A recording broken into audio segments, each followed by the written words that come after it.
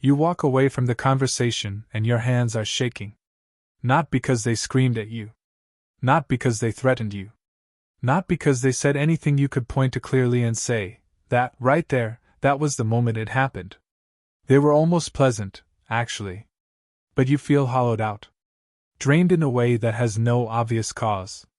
Like something essential was quietly extracted from you while you were focused on being reasonable, being patient, being the kind of person who doesn't make things worse. You replay the exchange in your head, searching for the thing that did it. I was only joking. You're too sensitive. I just worry about you. It sounded like concern. It felt like love.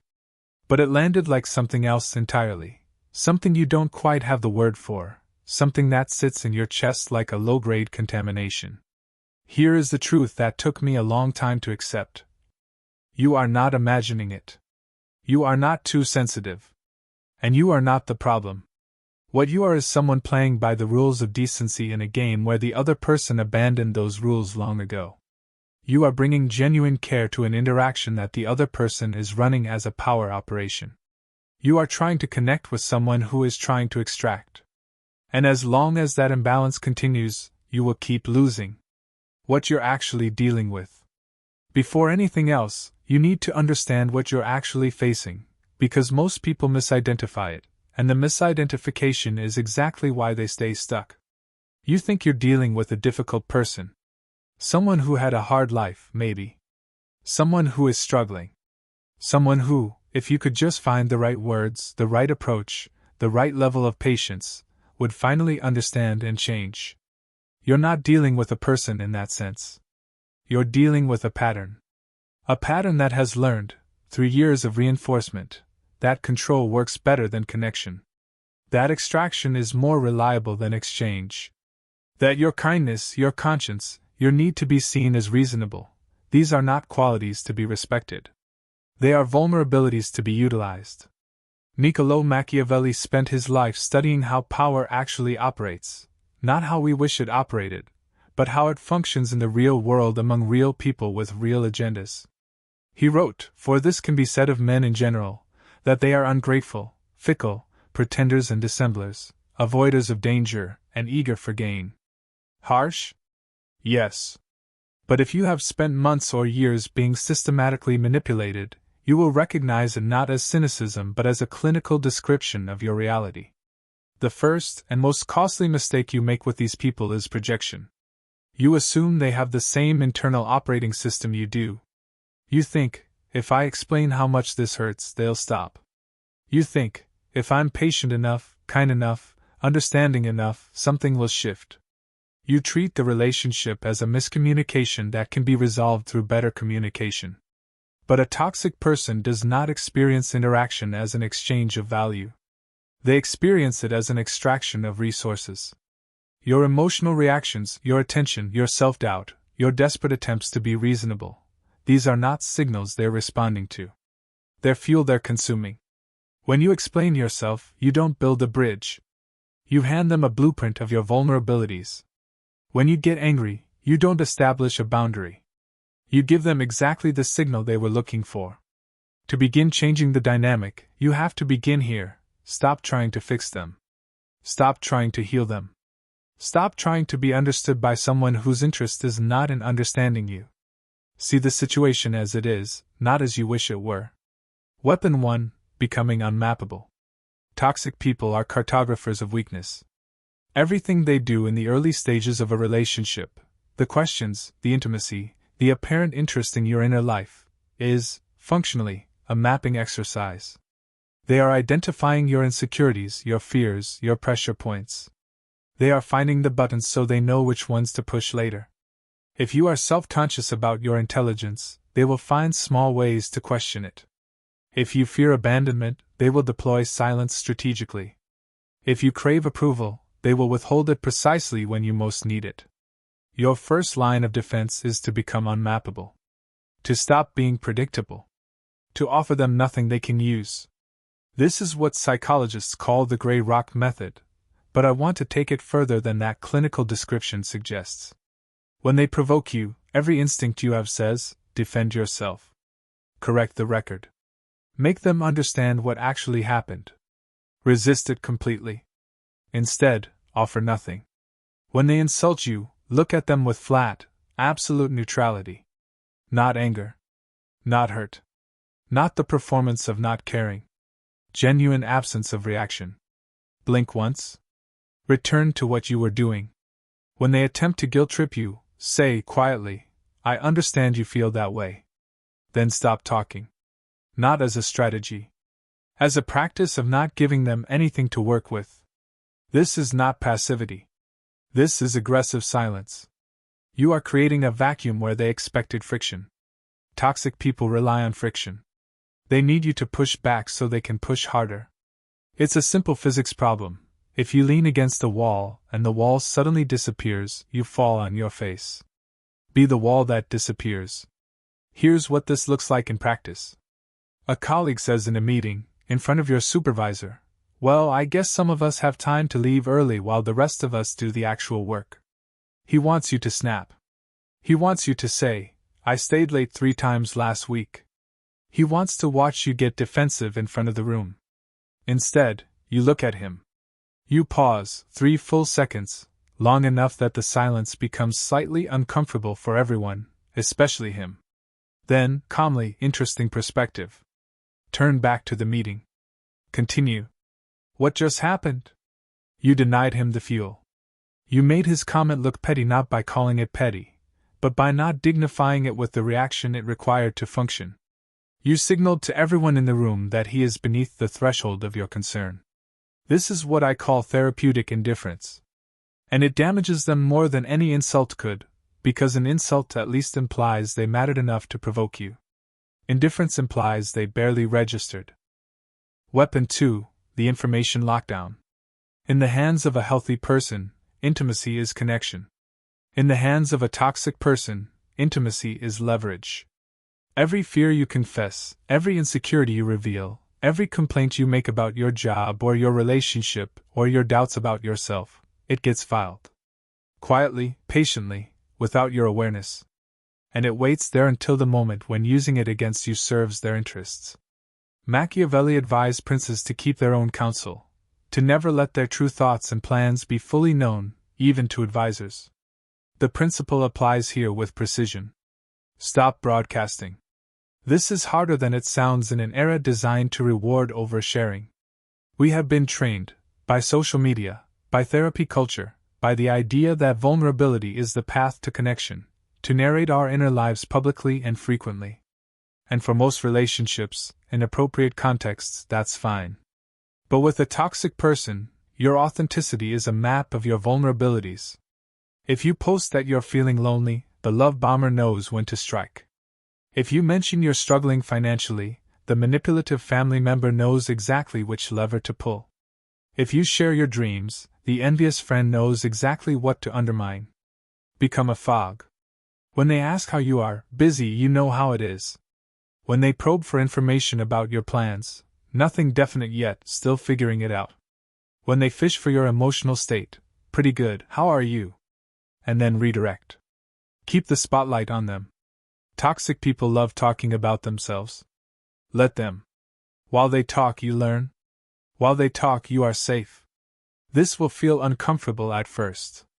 It will feel like you're being cold, or secretive, or somehow dishonest. You're not.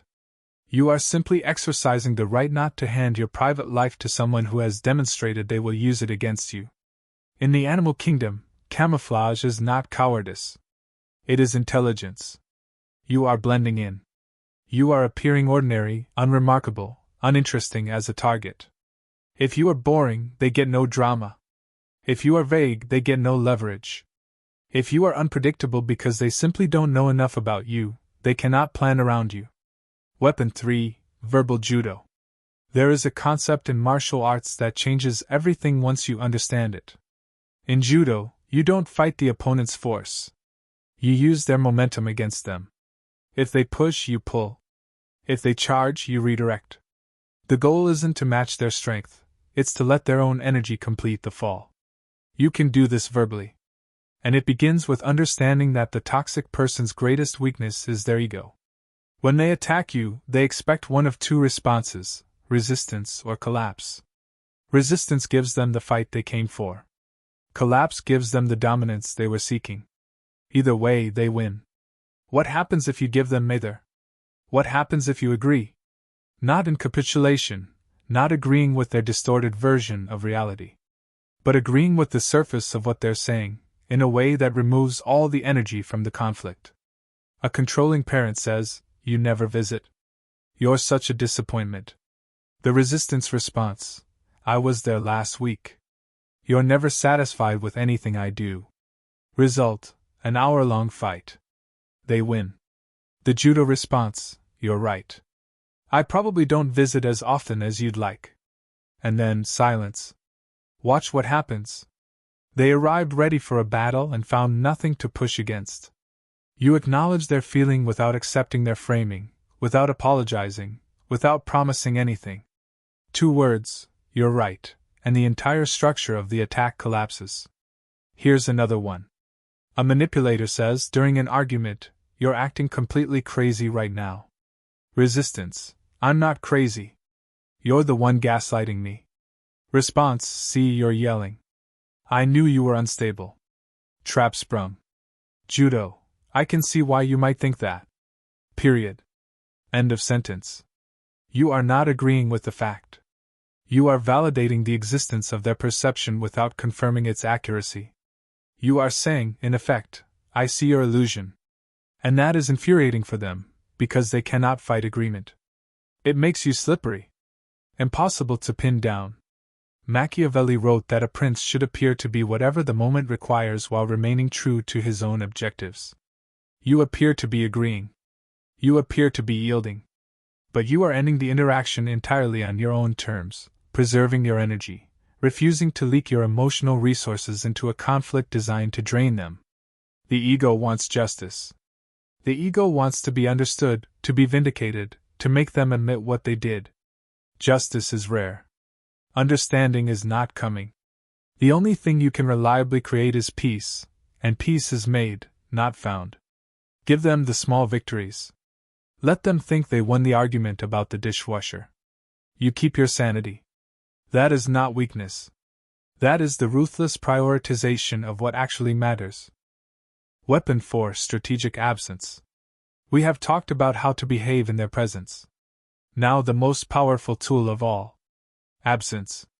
Machiavelli observed that absence diminishes mediocre passions and increases great ones. In the context of toxic relationships, this principle is everything. If you are always available, always there to receive whatever they need to deliver, you have made yourself cheap. Infinitely accessible. A resource with no scarcity. And people do not value infinite resources. You must create scarcity. This doesn't necessarily mean no contact. Sometimes that's not possible. Co-parents, colleagues, family members, bosses. But you can always practice what I think of as emotional absence, even when physical absence isn't available. Stop answering on the first ring. Stop replying to texts within minutes. Stop attending every gathering because the guilt of not going outweighs the cost of going. Stop being the person who can always be counted on to show up. When you withdraw your presence, you disrupt the pattern they depend on. You become unpredictable. And what they cannot predict, they cannot control. When they ask, with that specific edge in their voice, "Where have you been? Why are you ignoring me?" the answer is calm and vague. "I've just been incredibly busy lately." How are you? Ambiguity plus redirection. Give them nothing to grip. You are teaching them, through repeated experience, that access to you is a privilege with conditions, not a permanent entitlement. That when the privilege is abused, it is withdrawn. Not as punishment. Not as a game. Simply as the natural consequence of how you have decided to spend your finite energy. Think of it this way. You are a castle. The toxic person is someone who has been walking through your gates uninvited for years, tracking mud through every room, taking what they want, leaving damage you spend days repairing. And you have been standing there wondering why they keep doing it. Raise the drawbridge. They will be loud about this. They will tell anyone who will listen that you are cruel, cold, unreasonable. Let them. You are safe inside the castle. The noise from the other side of the moat costs you nothing. Your long-term power depends on one thing above everything else: not needing them. The more dependent you are on their approval, their money, their validation, the more leverage they have over you. Financial independence, emotional independence, social independence, these are not abstractions. They are the actual architecture of freedom from this dynamic. When you genuinely stop caring what they think, not as a performance, but as a real internal state you have built over time, their power over you simply evaporates. The mechanism that ran the whole operation requires your investment to function. When you withdraw the investment, the mechanism stops. Weapon 5, the surgical strike. Everything above is defensive. And defense is usually sufficient. But sometimes defense isn't enough. Sometimes the toxic person has cornered you in a way that requires a different response. Not silence, not absence, but direct and decisive action. And in those moments, the half measure is the most dangerous move you can make. Machiavelli wrote something that is widely quoted and rarely fully understood: men ought either to be well treated or crushed, because they can avenge themselves of lighter injuries, of more serious ones they cannot. What he meant is this: when you inflict a small wound on someone with a revenge complex, you don't stop them. You motivate them. You give them a grievance that isn't large enough to destroy them but is entirely large enough to consume them. They go home, they obsess over it, and they come back with a more deliberate plan. If you are going to act, act decisively. Not to harm, but to neutralize. In the modern world, this happens through a specific and underused tool: the spotlight. Toxic people operate in the comfortable shadow of social politeness. They depend on the fact that you won't make a scene. Their preferred weapon is the implied insult, the ambiguous comment, the joke with a knife inside it. They deliver it, and then retreat immediately behind plausible deniability. Your move is to remove the shadow. When they make a cutting comment disguised as humor in front of others, don't laugh. Don't get angry. Simply stop. Look at them with genuine, clinical curiosity and ask, "Can you explain what you meant by that?" The room goes quiet. They will try to escape. "I was just joking." You're so sensitive. Don't let them move. "I understand it was meant as a joke. I just didn't get the punchline." "Can you explain what's funny about it?" Now they have to either admit they were being cruel, or say something that makes them look foolish in front of everyone present. There is no third option. You have stripped their camouflage in public, and public exposure is, to someone whose entire power depends on social image, devastating. Do this once effectively, and they will mark you as a dangerous target. They will label you difficult. Good. Difficult means costly to attack. You want to be difficult to attack. The other surgical tool is documentation. If you are dealing with a toxic boss, a manipulative colleague, or anyone in a professional or legal context, stop arguing verbally. They are better liars than you in real time. Switch to paper. After every significant conversation, per our discussion today, you stated X and Y. Please confirm or correct. Send it. Create the record. They will hate this. They will try to call you instead of responding in writing. "I'm in the middle of something. Could you send it in an email?" When you present a stack of documented facts rather than competing narratives, you are not arguing. You are executing a checkmate before the game even begins. And never announce what you're going to do. Never say, "I'm going to report this. I'm going to escalate this." Empty threats signal weakness. Simply act. File the report. Send the email. Make the statement. Let the consequence arrive without the warning. Weapon 6. Reputation architecture. When toxic people lose control of you, they move to their secondary weapon, the smear campaign. If they cannot control your behavior, they will attempt to control how others perceive you. They will tell their version of events to anyone who will listen. They will paint you as unstable, difficult, cruel, the real abuser. They will try to do socially what they could no longer do directly: isolate and damage you. This terrifies most people at a deep, almost primal level. We are social creatures. The fear of being cast out, of having our reputation destroyed, of losing the people we care about, It is one of the most powerful fears we have. Machiavelli's answer: the best fortress is the affection of your people. You counter a smear campaign not by running around denying the lies. That makes you look guilty, makes you look frantic, makes the whole situation look like two people with competing versions of events. You counter it with consistency. With the long, patient, undramatic work of being exactly who you are with everyone around you. If they tell the office you are unstable and difficult, but every other person in the office experiences you as calm, competent, and genuine, the story doesn't land. The lie requires a receptive reality to function. When the reality doesn't support it, the lie falls on the teller. When someone comes to you and says, "I heard you were difficult to work with," don't defend yourself. Don't attack back. Use what I think of as the high road pivot. That's a shame. I actually think he's quite talented at X. I hope he's doing okay. Watch what that does to the messenger.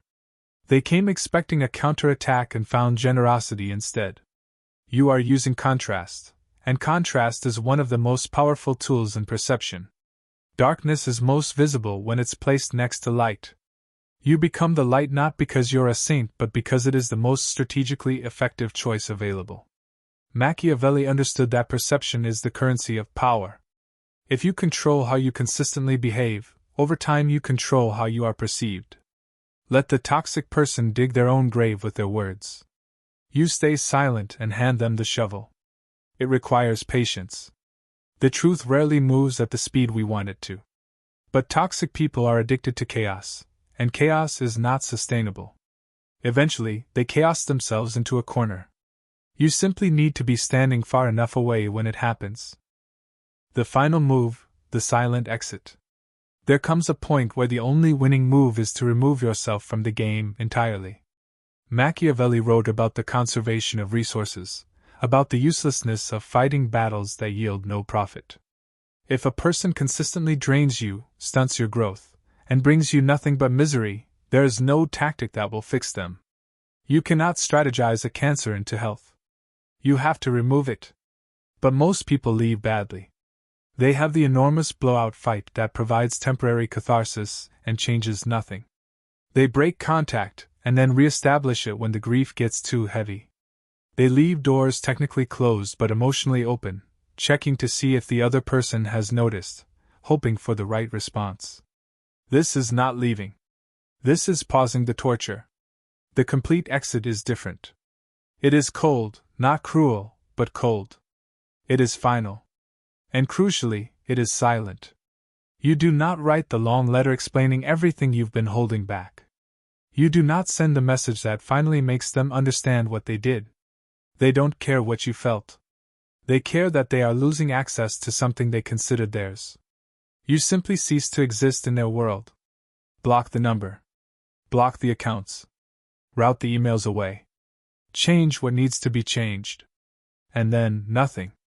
No explanation, no goodbye, no final word. When you disappear without a word, you take the one thing they needed most, closure. Toxic people need the last word. They need the narrative, either that they won the ending, or that they are the victim of your cruelty. Silence gives them either. It leaves them with a question mark instead of a period, and that question mark will occupy them for a very long time. While they are occupied with the question mark, you are building. The best outcome is not revenge. Revenge proves you are still thinking about them, still measuring yourself against them, still operating in their orbit. The best outcome is apathy, genuine, complete indifference, and the life you build in the space that opens when they are no longer consuming it. Get physically healthy. Get financially stronger. Find connection that is safe and genuine and doesn't cost you anything except the ordinary vulnerability of being known. Do it entirely for yourself. But know this, somewhere they will notice. And nothing damages a toxic person more profoundly than watching someone they tried to diminish flourish completely without them. It confirms their deepest fear, that they were never essential. That you were the source of value in that relationship, not them. They were a cloud passing in front of the sun. The cloud is gone. You are still there. Still shining. And now there's nothing in the way. A final word. Some of what I've described here will feel uncomfortable. It should. These are not gentle tools. But I want to address the question directly. Is this manipulation? A surgeon cuts through healthy tissue to remove what will kill you. A soldier uses force to stop someone from harming an innocent person. Neither of these is cruelty. Both are the application of appropriate means to a specific problem. You have been treating your empathy as an infinite resource, distributable to anyone who claims to need it. You have mistaken compulsive kindness for virtue. You have kept the gates open because closing them felt like a moral failure, and in doing so, you have allowed the garden inside to be trampled again and again. Machiavelli was not a villain. He was a realist, someone who refused to describe the world as it should be when describing it as it actually is could save lives. You are the state. Your mind, your energy, your capacity for genuine love and connection, these are the kingdom. And the kingdom requires a wall. Not to keep everyone out. Not to become cold or closed or unreachable. But to make it so that what's inside can survive. To protect the garden. To ensure that your capacity for warmth, for connection, for genuine care, all the things that make you worth knowing, are not destroyed by the people least equipped to value them. Build the wall. Plant the garden behind it. And let the people who deserve to be inside find their way through the gate you open for them, deliberately, on your terms, with your eyes open. That is not darkness. That is the beginning of real power.